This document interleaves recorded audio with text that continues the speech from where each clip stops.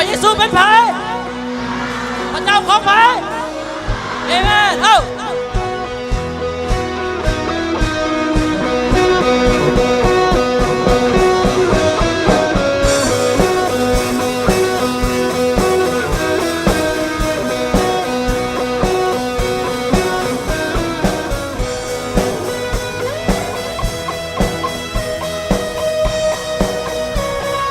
พระองค์ยิ่งใหญ่อัศจรรย์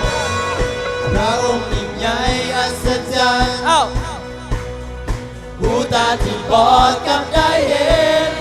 หาผู้ใดเดียวเหมือนพระองค์ทรงเป็นดังแสงที่นำทางความทุกข์หนักหนาพังทลายหาผู้ใดเดียวเหมือนไผเหมือนพระองค์เอเมนพระองค์ทรงเข้มแข็งผู้ทรงบ่อ่อนล้าทรงสถิตเหนือสรรพสิ่งที่สร้างมาพระองค์ทรงรักษา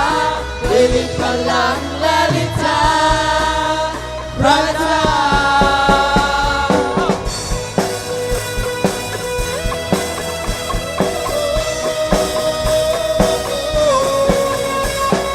ทรงเป็นดังแสงที่นำทางความทุกข์หนักหนาพังทลาย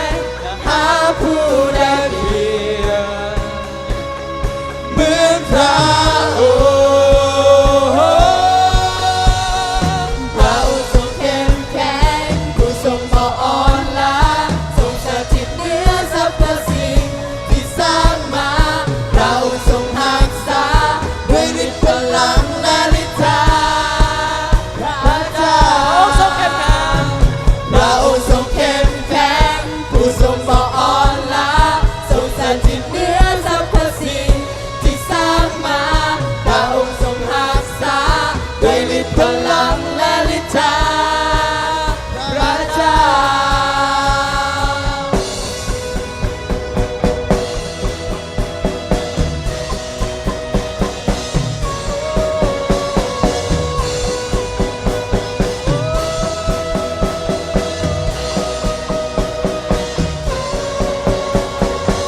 พระองค์สถิตกับเฮาผู้ใดหยุดยั้งเฮาได้พระองค์เป็นจอมโยธาผู้ใดจะต้านเฮาได้พระองค์สถิตกับเฮาผู้ใดหยุดยั้งเฮาได้พระองค์เป็นจอมโยธาผู้ใดจะต้านเฮาได้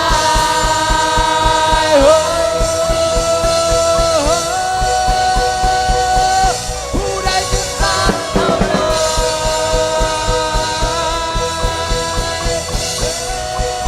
พระองค์ทรงเข้มแข็ง พระองค์ทรงเข้มแข็งผู้ทรงบ่อ่อนล้าทรงสถิตเหนือสรรพสิ่ง